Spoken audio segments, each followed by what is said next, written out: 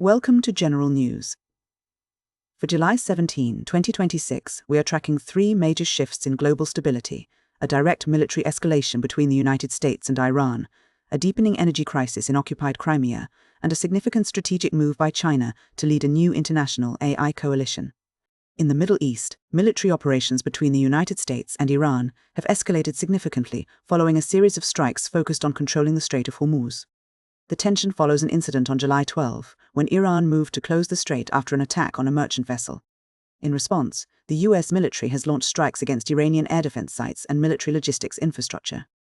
According to reports from Iran, these strikes hit 6 bridges in Hermozgan province and critical power infrastructure, including a maritime control tower in Chabahar. While Iranian state media has reported at least 7 deaths, Iranian health officials have provided a much higher toll, stating that 38 people have been killed and over 400 wounded during the past week of fighting. This focus on infrastructure has drawn scrutiny from legal scholars, who have noted that targeting facilities with wide civilian use could potentially constitute a war crime under international law. Iran's retaliation has been swift and widespread. The Revolutionary Guard has launched missile and drone attacks against US allies in Kuwait, Bahrain, and Oman, and Tehran has claimed to have targeted US special forces in Syria. Air defense systems in Kuwait, Bahrain, and Qatar have reported intercepting several of these attacks, and Jordan reported that it successfully staved off incoming Iranian missiles. In Iraq's Kurdistan region, strikes reportedly killed at least 8 opposition fighters. The conflict is also having immediate effects on global maritime trade and energy markets. A US military blockade on ships entering or exiting Iranian ports has already resulted in the redirection of 3 vessels and the disabling of 1 oil tanker. As the threat to shipping lanes grows, oil prices have risen by 10% this week. While the focus in the Middle East remains on maritime control, a different kind of blockade is unfolding in the Black and Azov seas. Crimea is currently facing a deepening energy crisis following a Ukrainian military operation known as Molochka. Ukrainian commander Robert Brovdy stated that the operation, which began on July 6, specifically targets the Russian tanker fleet to restrict the delivery of gasoline to the occupied territory. Brovdy reports that Monda 7 tankers were struck during the first 10 days of the operation, which has reduced oil unloading to Crimea to a minimum. This has forced fuel deliveries to rely almost entirely on much slower rail and road transport.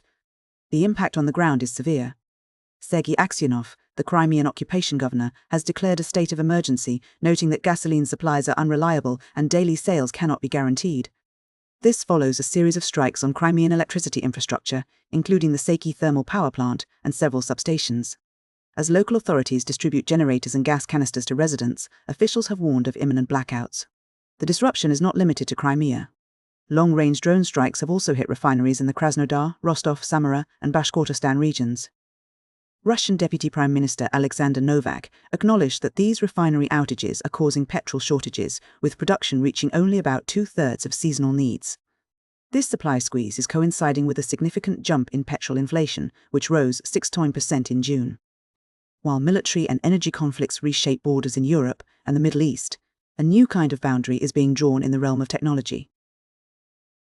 In Shanghai, Chinese President Xi Jinping has officially launched the World Artificial Intelligence Cooperation Organization, or WICO. Speaking at the World Artificial Intelligence Conference, President Xi called for international cooperation, stating that AI development should not be a solo performance by a single country. The new intergovernmental organization is headquartered in Shanghai and has already secured 29 founding members, including Russia, Brazil, Indonesia, and South Africa. Analysts view this move as a strategic attempt by Beijing to challenge US technological dominance and shape international AI policy. By building this alliance, China aims to gain influence within the United Nations through support from a broad coalition of nations across Africa, Latin America, and Asia. This diplomatic push comes at a time of intense technological competition, as the United States continues to restrict semiconductor shipments to Chinese companies, while China maintains control over critical minerals and data center capacity. The emergence of WICO suggests a growing divide in how the world will govern artificial intelligence, as the international community moves toward 2 distinct technological blocks.